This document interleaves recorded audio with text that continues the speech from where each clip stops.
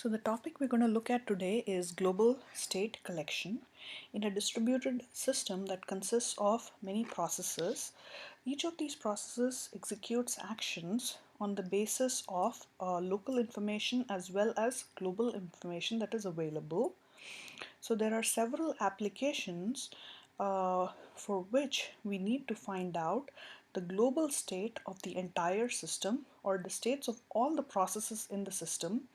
And the processes in the system need to collect the local states of all the processes and stitch them together in order to get the global state of the entire system. So the global state collection is an extension of the global snapshot that we looked at in the previous lecture. There we were collecting only the fragmented local states, and each of the processes were recording only their local states. But in this lecture we are going to look at processes trying to collect an overall state of the entire system. Now let's look at some of the applications of global state collection in the real life scenarios. So some of them include computing network topology, and then the other two applications which are listed here in the slide are termination detection and deadlock detection. So the last two applications were also listed when we looked at the previous lecture about collecting the global snapshot. So why do we need termination detection? So let's look at an example of algorithms. So most algorithms run in different phases. Okay, so after the completion of phase 1, the algorithm moves on to phase 2. So how do we know that the phase 1 has completed and we have to move on to phase 2 of the algorithm? So this is where we need to detect that the phase 1 of the algorithm has terminated, and hence we can move on to the phase 2 of the algorithm. So this is an important application to run almost about any algorithm in a distributed system. Deadlock detection is also a branch that comes out of termination detection. So basically, in order to find out whether the algorithm is kind of stuck looping at a certain point or has it terminated with a final legal state, we need to know the global state of the entire system. Now, as indicated in the slide, we can see that Shandy-Lamport algorithm does only a partial job of finding the global state of all the processes in the system. So basically the distributed snapshot algorithm, which was the Shandy-Lamport algorithm that we read about in the previous lecture, it only clarifies the notion of the existence of a consistent global state, right? And then it goes ahead and helps to record the fragments of this global state locally in each of the processes. However, why do we say this algorithm is doing a partial job? The reason is it does not address the task of collecting all these fragments and stitching them together to give a one common global state of the entire system, or one common view of the global state of the entire system. So in this lecture, as we move forward, we're going to look at algorithms to find the global state of the entire system. That is, each process is going to discover the global state of the all the processes in the system, and then we're going to go ahead and do some algorithms for termination detection and also for deadlock detection.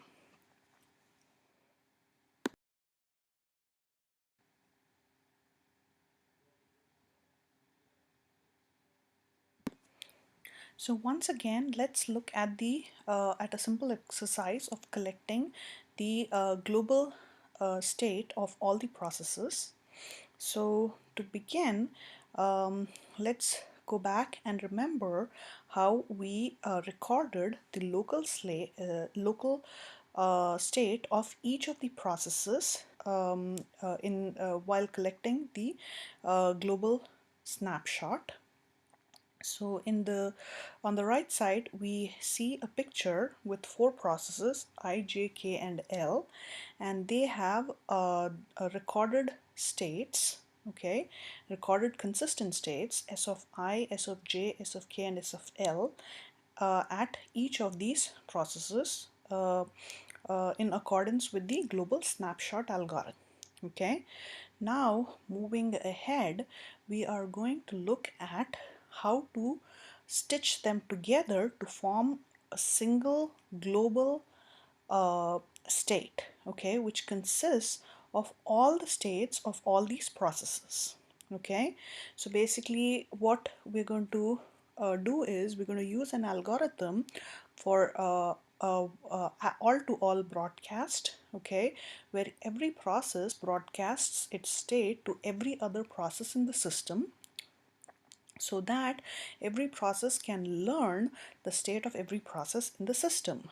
So for doing that, we use the all-to-all broadcast mechanism, and the end of this all-to-all broadcast algorithm, every process ends up with a set of states, which is the set of states of all the processes corresponding to all the processes in the system.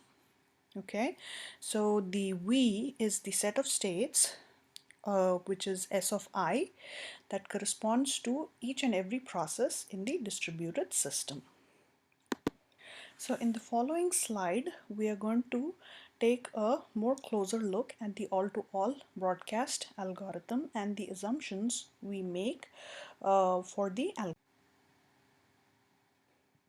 So the all-to-all broadcast algorithm is given in the slide.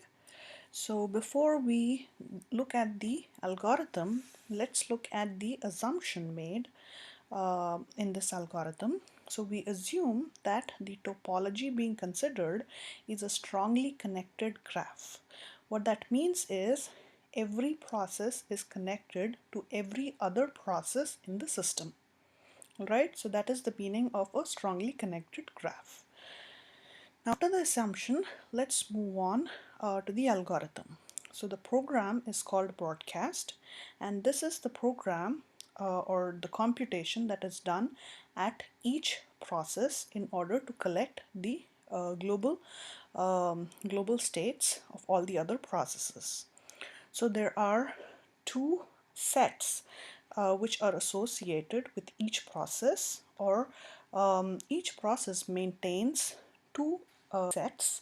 So let's look at what those sets are. The first one is called V sub I, and the other one is called W sub I. Okay, so the set V is going to denote the current set of values that have been collected so far, all right, and the set W sub I is going to represent the last or the latest value of Vi that was sent along the outgoing channels. Now the initial values of Vi is nothing but its local state, because that's the only state that the process I has knowledge of before it starts the all-to-all broadcast algorithm. And Wi is empty because nothing has been sent over the outgoing channel yet. All right, nothing has been shared with the other processes yet. So once again, Vi is the set of current values collected so far, and Wi is the latest set of values of Vi that was sent along the outgoing channels. So initially, before starting the algorithm, Vi only consists of the local state Si of that particular process I, and the value and the set Wi is empty before the algorithm is started. Now let's take a look at the two statements in the algorithm. So the very first statement indicates that if Vi and Wi are not equal, okay, so if it received a new state and the value of Vi had changed, okay, so a new state has been added to Vi, then it also has to be sent out on the outgoing channel and shared with all the other processes. All right, so when Vi becomes not equal to Wi, then we're going to send the latest Vi on every outgoing channel, and we're going to update Wi to the latest values of Vi. All right, so whenever a new state is received, the value of Vi changes. Okay, so we're going to send the new value of Vi out on the outgoing channel, and we are going to update the set Wi to the latest values which are in Vi. Now let's take a look at the second statement in the program. So it says that if the channel k comma I is not empty, okay, so that means it is going to receive a new state value along the channel. Then you receive that state value along the channel, okay, ki, I'm sorry, and then we're going to add that state to the existing set of states that we have collected in Vi so far. Okay, so whenever the receiving channel to the state to the process is not empty, that means we are receiving a new value or a new state value which we are going to collect and add to our set of states Vi. So as soon as we receive this, uh, uh, the the first statement is going to become true in the next iteration because we have added a new state to Vi. Vi is going to become not equal to Wi, and so we'll have to send the new state that we have collected over once again over the outgoing channel. Okay, so basically we are collecting new states over our incoming channel and updating the value of Vi and sending the new set of states in Vi over the outgoing channel. So this is a continuous process that is going to continue. Let's look at when the algorithm will terminate. So the algorithm is going to terminate when both of the guards in the given program become false, right? So when both of the guards become false. So what are the guards here? The guards are when Vi is not equal to Wi, right? And when the channel is not empty. So when both of them become false, what does that mean? That means then the Vi value should be equal to Wi, all right, and all the channels should be empty. Okay, so the algorithm will terminate when no process receives any new value, and thus the set Vi remains unchanged, and so it will always be equal to Wi, and also when every channel in the system is empty. Moving forward, we're going to look at some of the lemmas associated with this algorithm.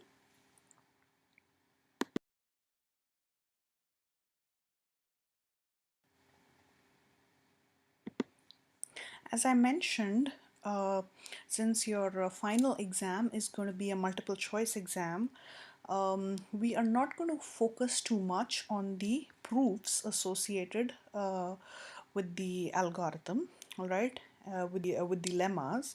Instead, we are just going to look at the proof outline to get a basic understanding of the lemma itself. So let's take a look at lemma 1. So what does the lemma 1 mean?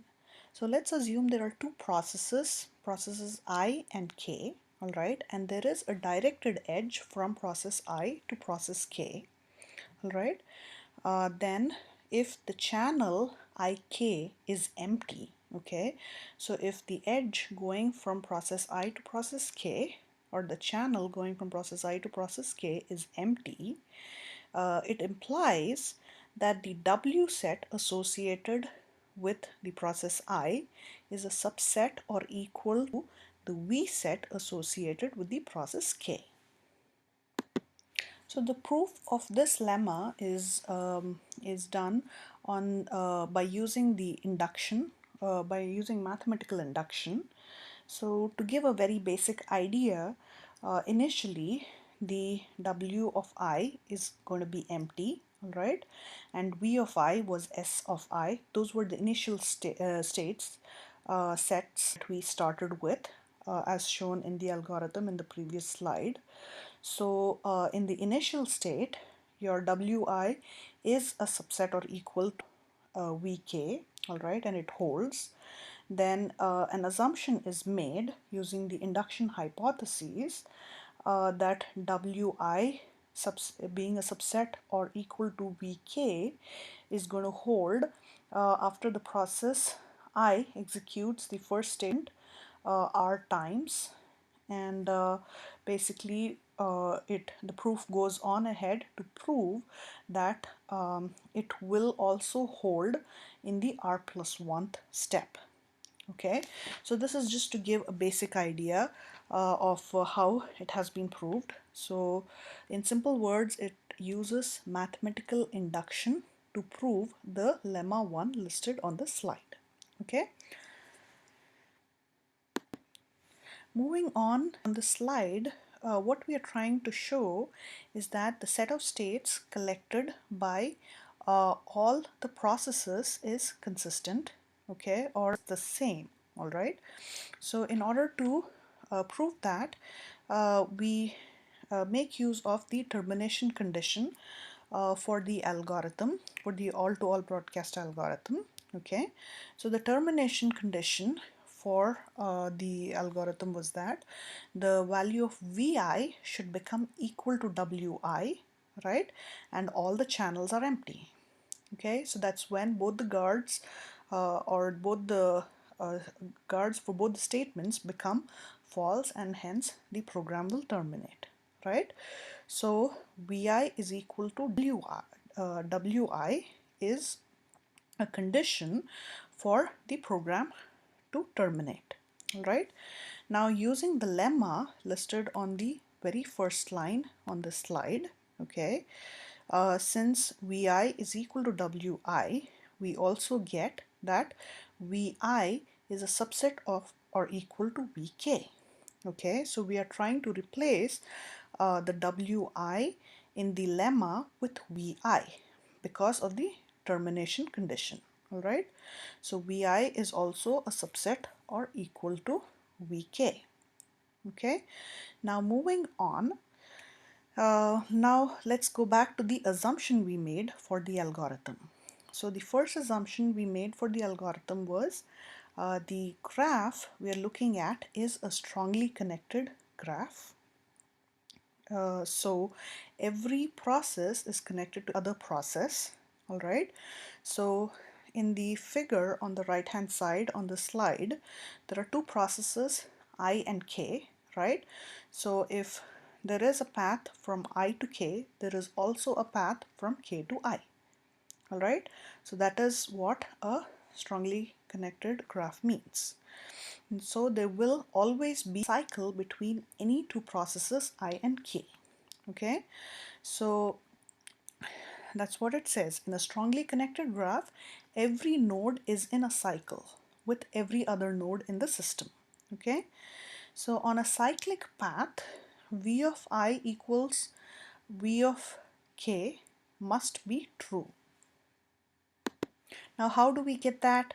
So in the previous statement we got V of I is a subset or equal to V of K, right? Since there is a path from I to K, all right. Now we also know that there is a cycle here, and so there is a path from K to I as well. So V of k is also a subset or equal to v of I. Okay, so from these two statements together, since v of I is a subset equal to v of k and v of k is a subset of equal to v of I, we get v of I should be equal to v of k. Right, when two sets are basically have a subset or equal to relationship with each other, all right, both ways, then they become equal. Okay, so then they are the same set. And so from this we get the fact that if S of I belongs to V of I, S of I will also belong to V of k. Or another way of putting it is, if S of k belongs to V of k, S of k will also belong to V of I. So all the sets in V of I, all the states in V of I will also be in V of k. So this shows that the global state collect after the termination of the algorithm consists of the same set of states at each of the processes.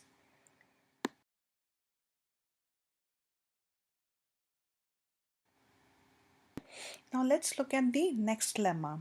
So this lemma says that the algorithm, the all-to-all broadcast algorithm, is going to terminate in a bounded number of steps or a finite number of steps, right?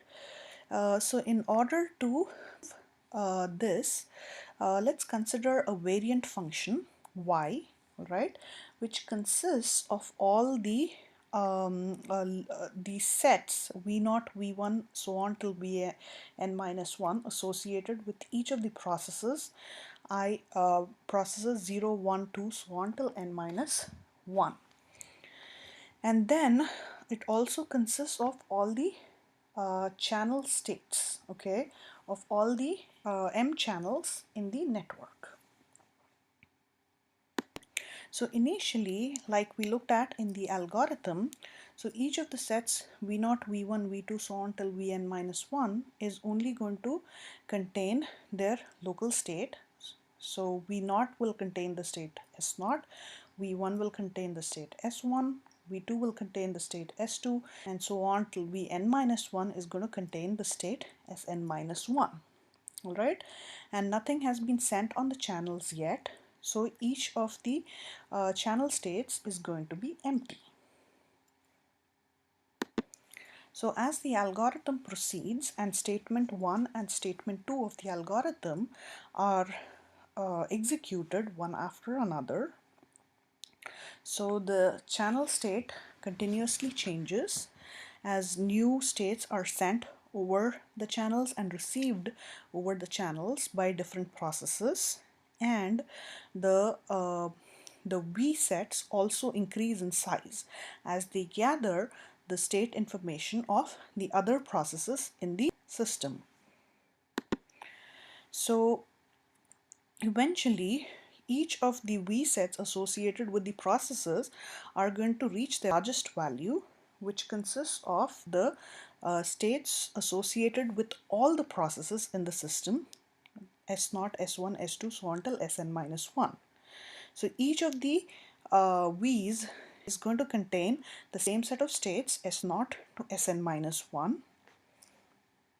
Since the number of processes in the system is finite, it is going to take a finite number of steps in order to collect all these states. All right, so this is the premise used for proving this lemma, and hence the algorithm is going to terminate in a finite amount of time, or it's going to terminate in bounded number of steps.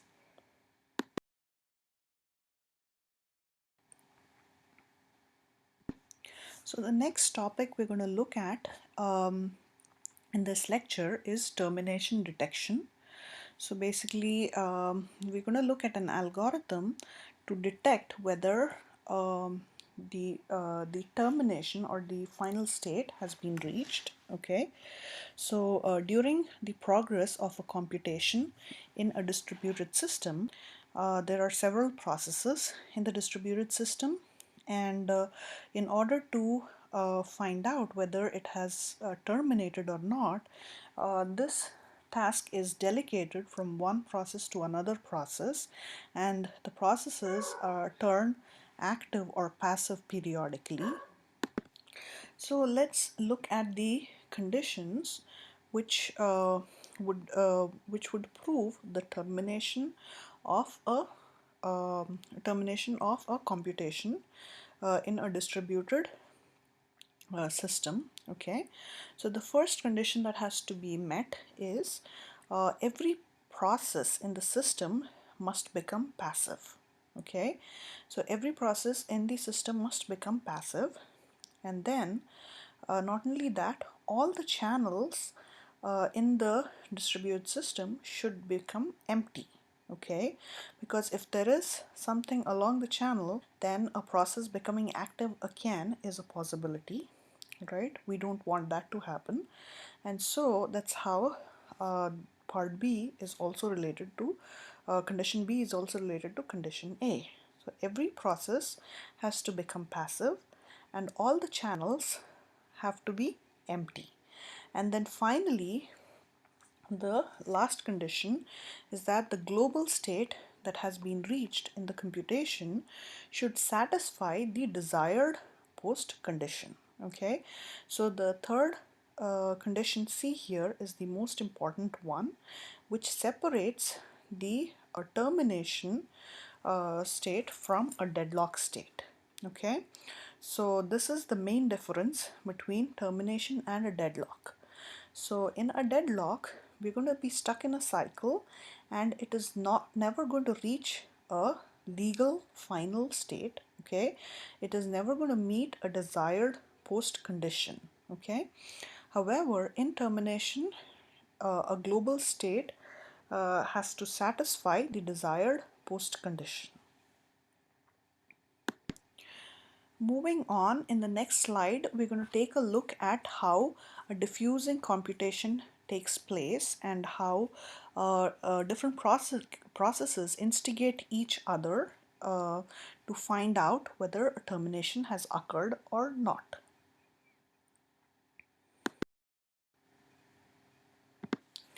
So now let's look at how the processes engage in diffusing computation in order to find out whether the termination condition has been met and the computation has terminated or not.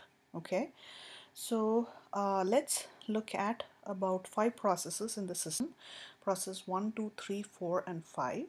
So in figure A, we see that the process 1 actually initiates the algorithm to find out whether the termination has occurred or not. Okay, so the process 1 is called the initiator process or the initiator node. Okay, so the process 1 engages process 2 uh, and to find out about the termination situation. So another thing we notice in all the figures is that the black process is the process are the processes which are currently active, and the white processes are the passive processes. Okay, so initially in the first figure A, the process 1 is active and it has engaged process 2, and process 2 also becomes active and it has turned black. Okay, and in figure B we notice that the process 1, after engaging process 2, it has gone back into passive state, it has turned white. All right, on the other hand, the process 2 is engaging process 3, okay, to find out about the termination, and so this 3 has become active as well. All right, so in the second figure, both process 2 and process 3 are involved, are actively involved, and so they're both in active states. The remaining processes 1, 4, and 5 are in the passive state. Now moving on to the third figure, figure C on the slide. So what has happened through pictures A, B, and C is that 1 had engaged 2, made 2 active, and 1 had turned passive, right? 2 engaged 3, right? 2 became passive, and then 3 became active. 3 engaged the process 4, all right? 3 remained active, and then 4 engaged 5, and then it became passive. Even after 4 became passive, 3 continued to remain active, and now finally the process 5 is trying to engage process 2 in the algorithm. Okay, so finally in the figure C, we notice that processes 3 and 5 are active, where processes 1, 2, and 4 have become passive. So the processes move from active to passive state, all right, and engage other processes while transmitting signals, or basically they use a signaling mechanism in order to detect whether the termination has occurred yet or not. So this diffusing computation forms the basis for the algorithm that we're going to look at in the next slide, which is called the Dijkstra-Scholten algorithm for termination detection.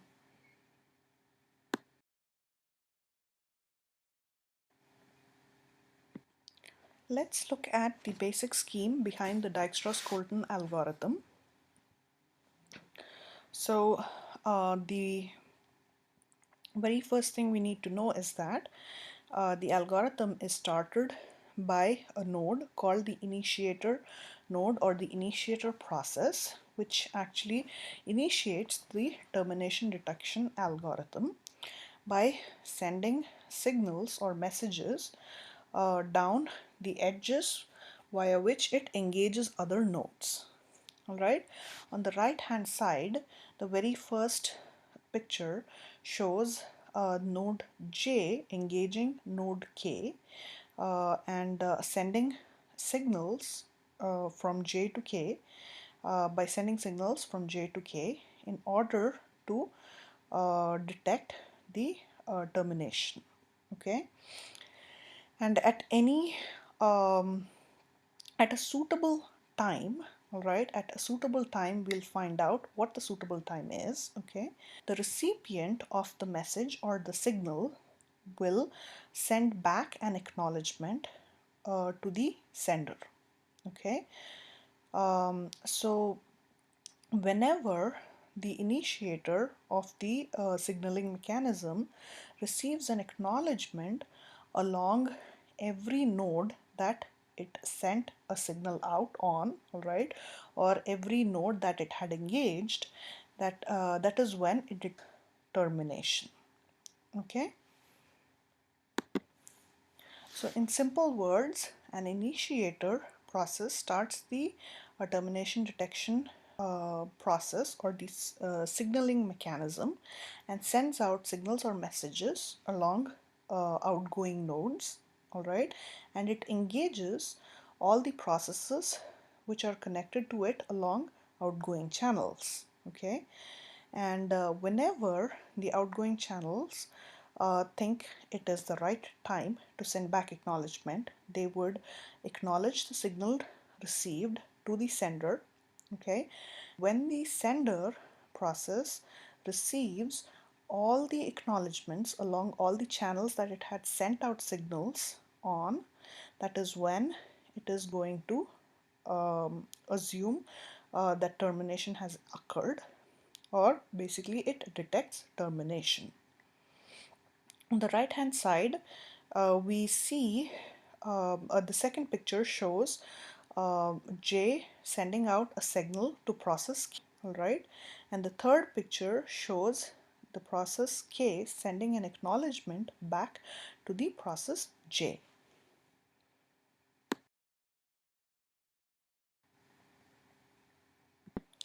Now let's take a deeper look at the terminology associated with the Dijkstra-Scholten algorithm. Okay, in order to understand the algorithm, we need to understand some of the terms. The first one is called deficit. Okay, so there is a deficit associated with each edge E in the distributed system. Okay, so the deficit along an edge E is nothing but the number of signals on edge E minus the number of acknowledgements that are received along the edge E. Okay, so for any edge E in the distributed system of processes, so the number of signals that were sent via the edge minus the number of acknowledgements that were sent back on the same edge gives the deficit on that edge. Okay, now we also separate out the um, deficit values along the incoming as well as the outgoing edges. So for a given node or for given process, okay, so the letter C depicts the total deficit along all its incoming edges, okay, and the letter D indicates the total deficit along all the outgoing edges. Okay, so for example, the process 1, if you consider process 1, right, and the edge along 0 to 1, okay, the edge along 0 to 1 indicates the deficit C for the process 1, okay, and the for the same process 1, D is indicated by the deficit along the edge 1, 2 and the edge 1, 3, because both of them are the outgoing edges. All right, so 0, 1 edge gives the value of the deficit C, which is the total deficit along the incoming edges for the node 1. This is for node 1, okay, and then the total deficit along edge 1, 2 and 1, 3 is given by D, which is the total deficit along the outgoing edges. Once again, this is for the process 1. So it's very apparent that the initiator process, or the process which actually initiates or starts the termination detection algorithm, uh, only has outgoing edges. It does not have any incoming edges, and so by definition the value of C, which is the total deficit along incoming edges, is going to be equal to 0, because of course it has no incoming edges incident of it. So in the figure on the right hand side, 0 is the initiator process. It has no incoming edges coming into 0, right? And so the value of C is going to be 0 for the process 0. Now the Dijkstra-Scholten algorithm uses two invariants to develop the algorithm. Okay, so if you remember from a long time back, what is an invariant? An invariant is something which is true at all times, before the computation of a program, during the computation of a program, and after the computation of a program. All right, so an invariant is a condition, or it's something which is always true. Okay, so we have two invariants associated with the Dijkstra-Scholten algorithm, which basically help develop or design the Dijkstra-Scholten algorithm. So let's take a look at the two invariants. So the first invariant is very straightforward. It, um, it comes from the fact that the deficits are always non-negative integers, even if they are incoming along incoming edges or along outgoing edges. Okay, so basically no node is going to send out an acknowledgement before receiving a signal. All right.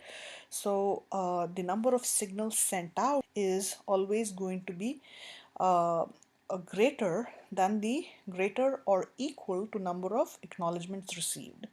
The number of acknowledgement received along an edge is never going to exceed the number of signals that were sent along that edge. Okay, and that is why we have the value of C is always greater than equal to 0, and the value of D is always greater than equal to 0. So the deficit along either an incoming edge or along an outgoing edge is always going to be a non-negative integer.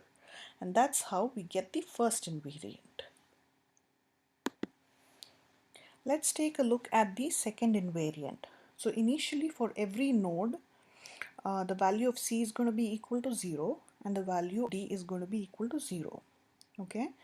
The initiator node initiates the computation by sending a message to each of its successors. All right. So to each of the nodes on its outgoing edges. All right. So um, so for that node or for the initiator node, the value of C is going to be equal to 0 and D is going to be equal to K. For every other node in the system, that means for internal node in the system, the second invariant has to be preserved. Okay, so the second invariant says that C is greater than 0 or D is equal to 0. So the second invariant simply means that the C is greater than 0. That means the deficit along incoming edges is greater than 0. Okay, so unless messages are received along the incoming edges, they won't be sent along the outgoing edges, right? So they both mean the same thing. So when we receive so initially when we receive messages along the incoming edges, the value of D is 0. Since nothing is sent out yet along the outgoing edge, the value of D is 0. In the following slide, we're going to look at how the invariants are going to hold when for an internal node when an acknowledgement is received.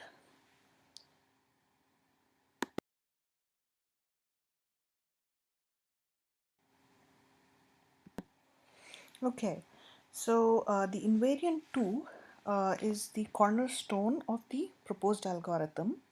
An internal node is going to send out signal only after it receives a signal from its previous node. All right, so this increases the D for the sender, but it does not affect the invariant 2 as long as C is greater than 0. The sending of an acknowledgement reduces the sender's deficit or the value of C by 1. So in order to preserve both invariant 1 and 2, an acknowledgement is sent when the condition given in the slide holds. Okay, so C minus 1 should be greater than equal to 0 and C minus 1 is greater than 0 or D equals 0. So we get this from both invariant 1 and invariant 2. Now we're going to go ahead and use some of the discrete mathematics and uh, the expand the above um, expand the above and finally we're going to end up with C greater than 1 or C equals to 1 and D is equal to 0. So this implies that an internal node returns an acknowledgement when the value of C exceeds 1 or when the value of C equals to 1 and the value of D is equal to 0. That is, it has received acknowledgement from each of the nodes that it had sent out signals or messages on. Now let's move on and take a look at the actual algorithm that describes the pseudocode of the algorithm for Dijkstra-Scholten algorithm.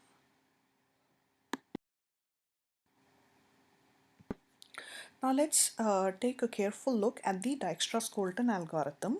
Okay, so this slide presents the program for the Dijkstra-Scholten algorithm. It's called detect, and this is the program which is implemented at each of the processes individually.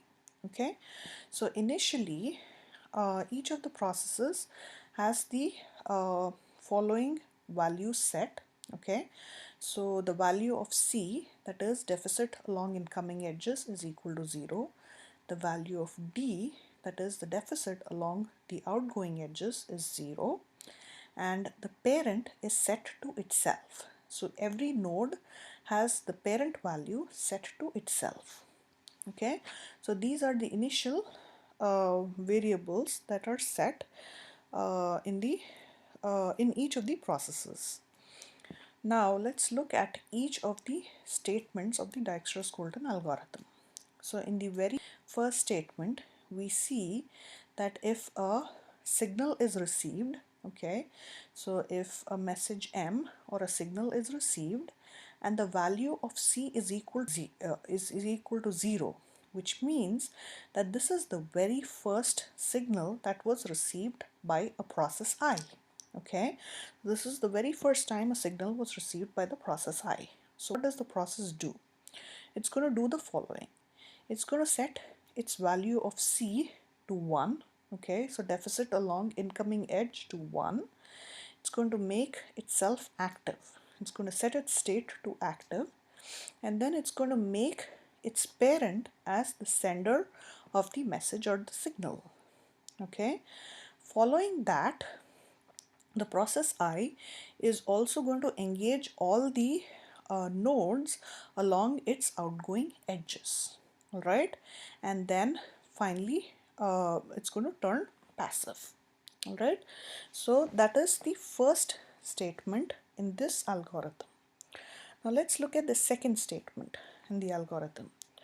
If the message received is an acknowledgement, okay, so it had sent out when it had sent out the signal along its outgoing edges, it is going to receive acknowledgement at some point of time, right? So when it receives an acknowledgement along its outgoing edges, what is going to happen is it has to decrease its deficit along the outgoing edges by 1, right? So it's going to decrease the value of D by 1. So that's what happens in the second statement of the algorithm. Now let's look at the third statement in the algorithm. In the third statement, we see that if C equals 1 and D equals 0, okay, and the state is equal to passive. All right, so the value of C equals 1. What does that mean? It means that it had the process I had already received a message along another incoming edge. Okay, along another incoming edge, it had already received a message. Okay, and it basically sent out the message along all the outgoing edges and had turned itself passive. All right, and that's why the value of state is equal to passive, and the value of D equals 0. Okay, so this means that it has 0 deficit along the outgoing edges, so it has received all the acknowledgements it's expecting.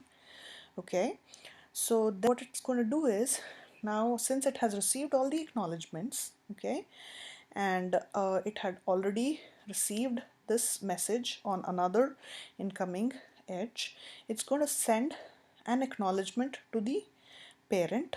Okay, reset the value of C to 0, and then it's going to reset the value of the parent variable to itself. So basically what is the process doing? It's going back to its initial state.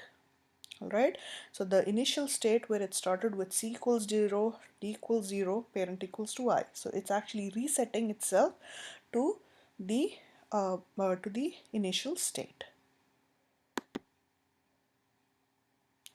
Now let's look at the fourth statement in the algorithm.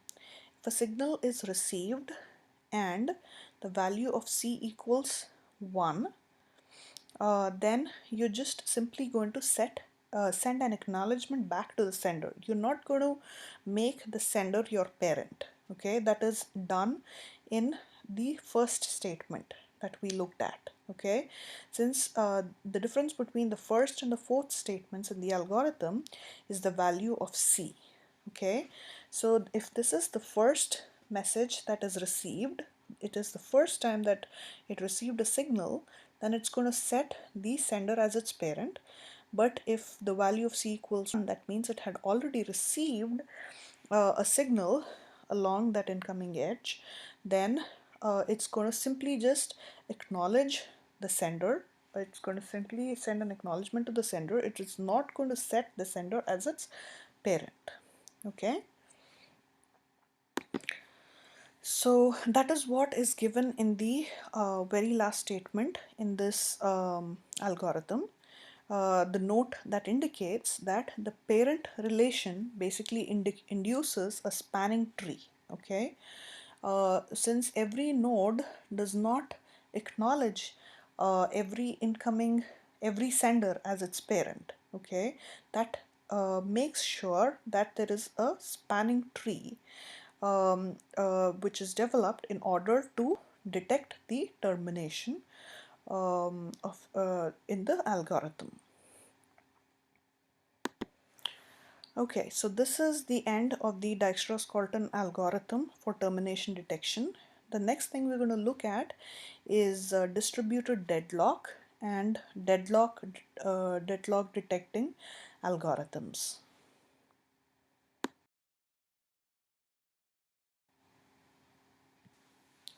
So now let's take a look at distributed deadlock.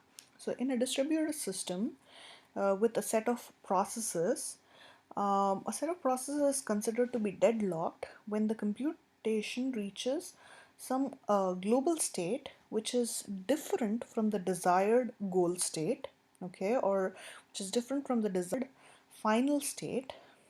All right, and every process is waiting for some other process to execute an action, and basically ends up in a condition which is never going to be satisfied. So in simple words, when every process is waiting for some other process in the system in order to execute an action or for a computation, a deadlock occurs. So we are going to assume that every process owns a couple of resources, okay? And we're going to take a look at how these resources are allocated and how these resource allocation ends up in a condition called deadlock.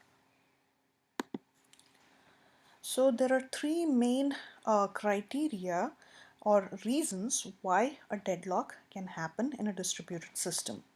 So the very first reason is exclusive use of resources, or another term to describe that is mutual exclusion. Okay, so we have looked at mutual exclusion time and again since the beginning of the semester. Okay, so when there is a resource which can only be used by a single process at a given point of time, it could result, or it could be a reason why a deadlock could happen when one process is waiting on another process and another process is waiting on this one process to enter a critical section. So when these resources have to be used only exclusively, that is one of the reasons for a deadlock to happen. Now the other reason why a deadlock can occur is preemptive scheduling. Okay, so what does non-preemptive scheduling? What does it mean by by non-preemptive resource scheduling. That is, when a process gets access to a certain set of resources, if you cannot uh, stop the process in the middle and take back the resources, that is called non-preemptive scheduling. Okay, so when a resource gets allocated to a process, it is not going to be freed unless the process wishes to. So that kind of a scenario also leads to a deadlock. Okay, so that is called non-preemptive scheduling. Now the last one is something that we looked at very recently, where there is a subset of processes. Okay, let's say there are process 1, 2, 3, and 4. Processes 1 is waiting for 2, process 2 is waiting for 3, process 3 is waiting for 4, and the process 4 in turn is waiting on process 1. Okay, so this results in a circular waiting of all the processes, which results in a distributed deadlock. So these are the three criteria or three cases or three reasons why a deadlock can occur in a distributed system.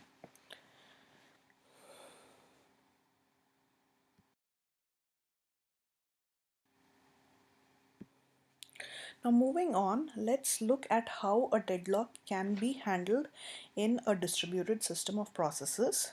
Okay, so there are three aspects of deadlock.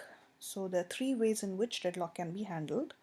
The first one is deadlock detection, the second is deadlock prevention, and the third one is deadlock recovery.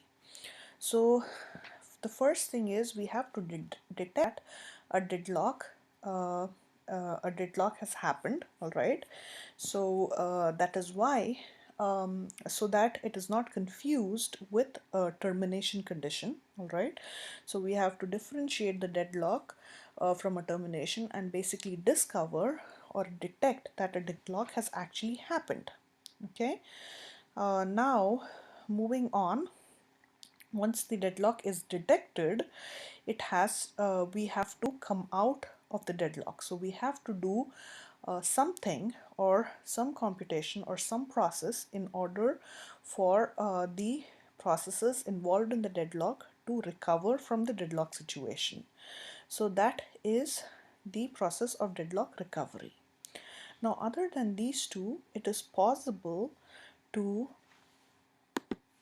prevent the deadlock in the first place. Okay, so we can make sure that the deadlock never happens. In order to do that, it could be more expensive to prevent the deadlock the in most algorithms, and we'll look at the reason why deadlock detection and recovery are more favorable than the deadlock prevention process.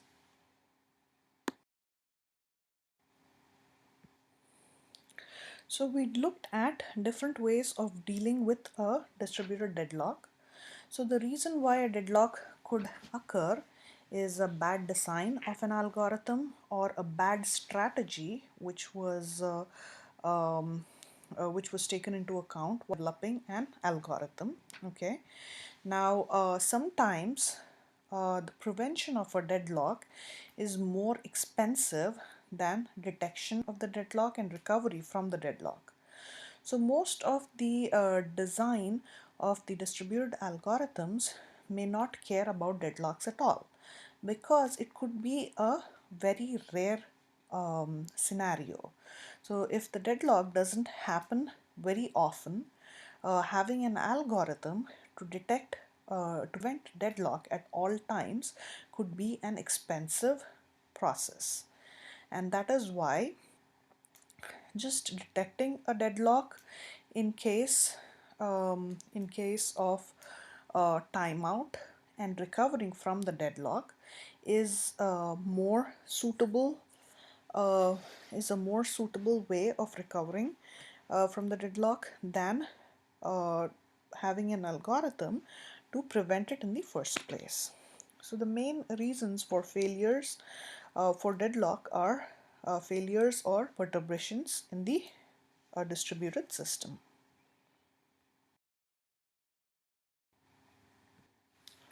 So the best way to represent a deadlock is using a wait for graph. A wait for graph is nothing but a representation of different processes and showing which process is waiting for which process. All right. So in practice, a single process cannot see the entire wait for graph. It only has a set of processes that it is waiting for. Okay, so this is in case if there is a central coordinator, or just for us to look at and understand the actual deadlock situation. Okay, so a single process does not have the access to this wait for graph. All right, so in the figure given on the right hand side, we see a wait for graph where the process P0 is waiting for process P1. Process P1 is waiting on process P4. Okay, process P4 is waiting on process P2. Process P2 is waiting on both processes P0 and process P1. Process P3 is waiting on process P1. So when there is an edge from process I to process J, that means the process I is waiting on process J. Okay, so you that is how you show who is waiting for whom in the wait for graph.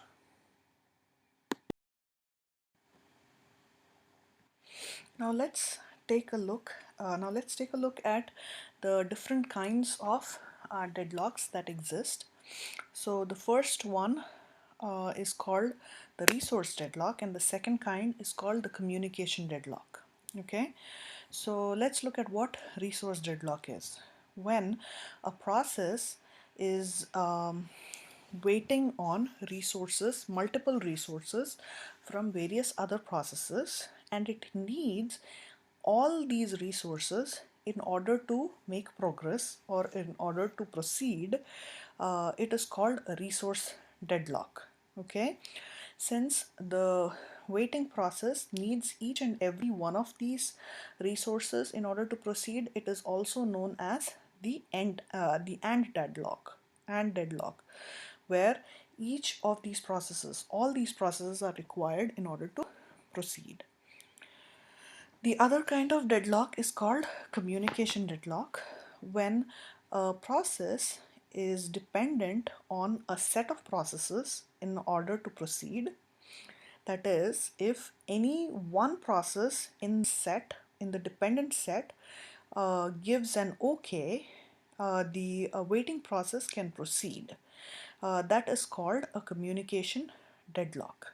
Okay, since it's waiting on at least one of the processes from the dependent set to give it an OK to proceed, it is also known as the OR deadlock. Okay, so the names given for the resource deadlock and communication deadlock are AND deadlock and OR deadlock respectively.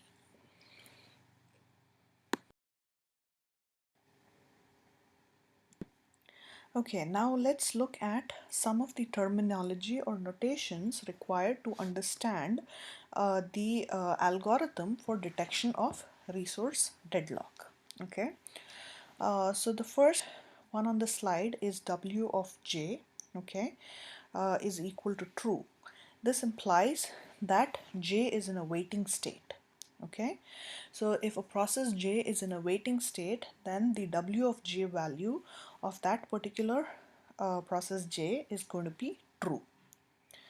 Now moving on, let's look at the second notation.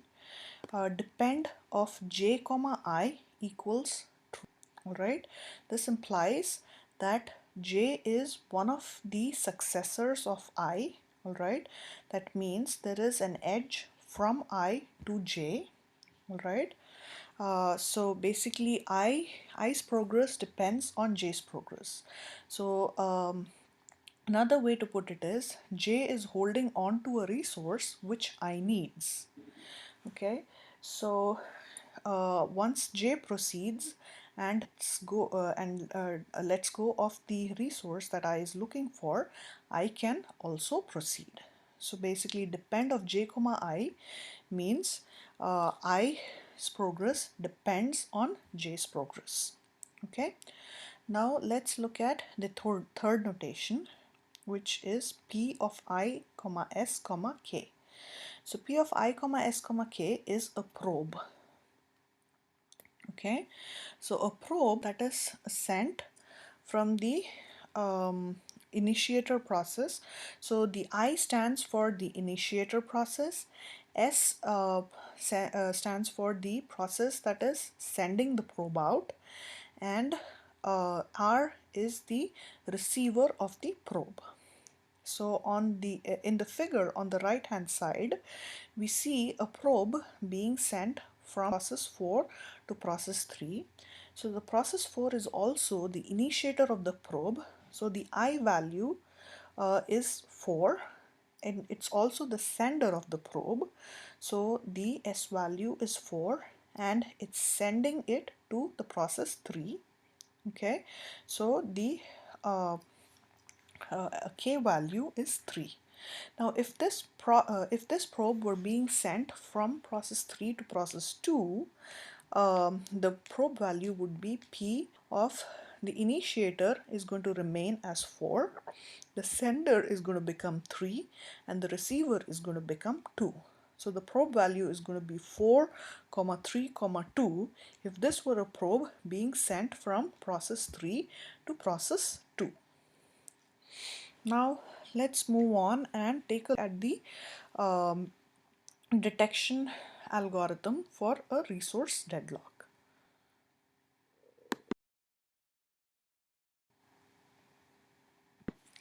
Now let's take a look at the detection algorithm for a resource deadlock. So this is the algorithm that is executed by each of the processes to detect a resource deadlock. Okay, so let's say a process K is executing this program. Okay, there are two guard statements or two statements associated with the program. So the first statement of the program looks at a couple of conditions. So the first condition is the value of P of I comma S comma K, which is received. So the probe that is received is true if the value of P of I comma S comma K is received on an incoming node. Right, so if a probe is received on an incoming node, that is the first condition that has to be true. Now let's look at the second condition. So W of K is true. So K is in a waiting state. So the process K has to be in a waiting state, right? So the waiting of K is true. That is the second condition. Now let's look at the third condition. The third condition is K is not equal to I. Okay, so the process that received the probe here, the process K, should not be the initiator of the probe. Okay, so if it were the initiator of the probe, that means we have already detected deadlock, which is going to be a part of the second statement that we're going to look at in a few minutes. So if K is not equal to I, so this is the probe received by an intermediate process, which is not the initiator process. Okay, so if K is not equal to I, has to be true. And finally, the depend of K comma I is not true. Okay, so so the process I does not depend on process K for its progress. Okay, so when all four of these conditions are true, when all four of these conditions are met, then what does the process K do? It's going to send a probe on all its outgoing edges. Okay, so it's going to send the probe by changing the sender and the receiver values. Okay, so the sender is going to be the process K itself now. The initiator is not going to change.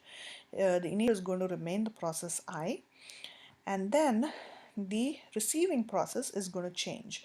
So the receiving process is going to be the process it has been the probe has been sent to. Okay, so there is a new probe sent on each outgoing edge to each process J or each successor J. Okay, and then the depend of K comma I is set to true. All right, so when all these conditions are true, the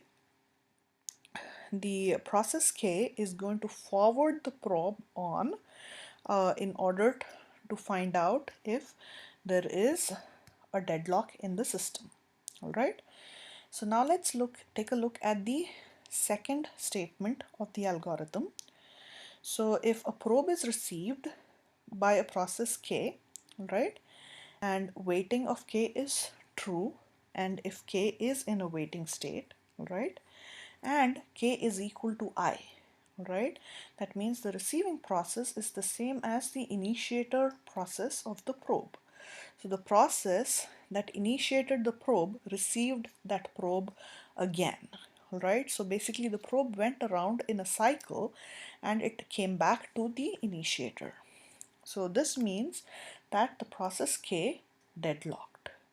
Okay, so this is the algorithm to detect a resource deadlock.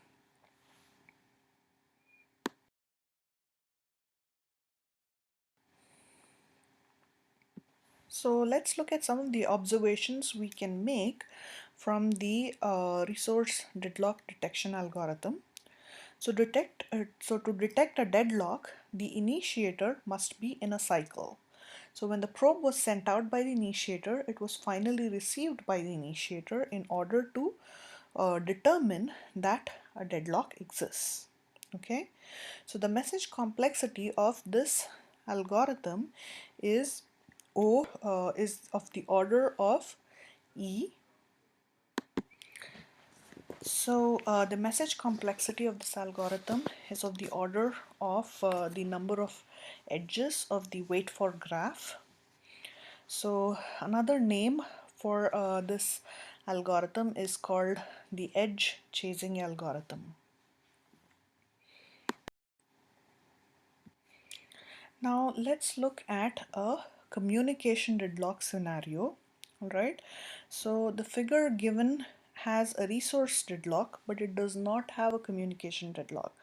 So if you remember, a resource deadlock happens because a process is waiting on resources from a set of other processes, right? And it has to receive those resources from all the processes in order to proceed. However, in communication deadlock, that is different. So if a process is waiting on a set of processes, if at least one of the processes in the set gives an okay for the waiting process to go forward, it can move forward. All right. So the process 3, which is waiting for a set of processes 1, 4 and 5 in order to proceed, can receive a signal from any one of the processes 1, 4 and 5 in order to break the deadlock and come out of the deadlock. So there is no communication deadlock in the given figure, but there is an existing resource deadlock.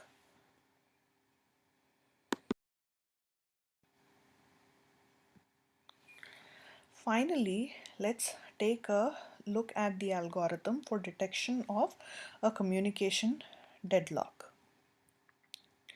So, so let's look at the algorithm. So a process which is not in a waiting state, okay? So if a process is not waiting for any other process, it's going to ignore any probe that is received as a part of the communication deadlock detection algorithm, okay? If not, what happens? So if it is the first probe, Okay, so if one of the waiting processes receives a probe for the very first time, it's going to mark the sender of the probe as its parent, and it's going to forward the probe to all its successors. All right, so basically it's going to forward the probe to all the outgoing channels, right? To all the outgoing channels, to all the processes on its outgoing channels. Okay. Now, what happens if this is not the first probe? If this was not the first probe, then it will simply send an acknowledgement to the sender indicating that it received a probe. Okay.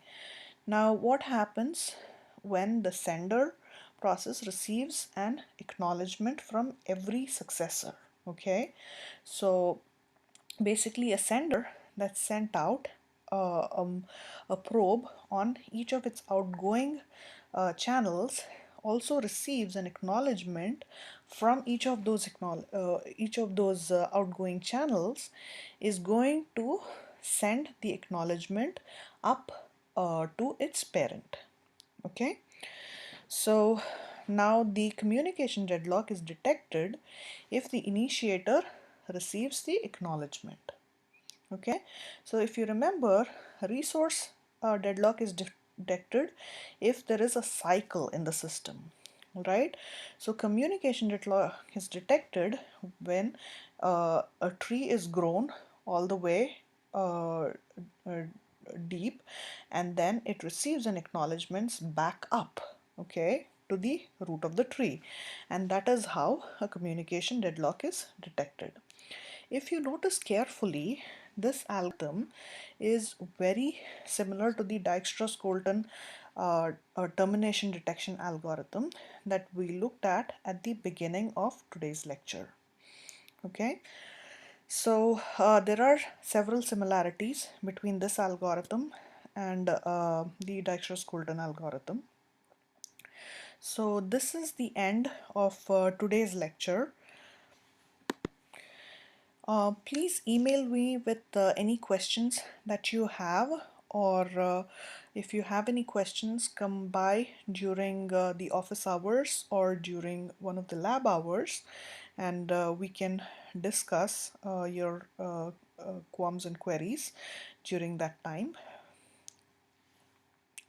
So I hope the lecture is gonna make good sense, most of it, and I look forward to answering any questions that you have via email or in person whenever possible.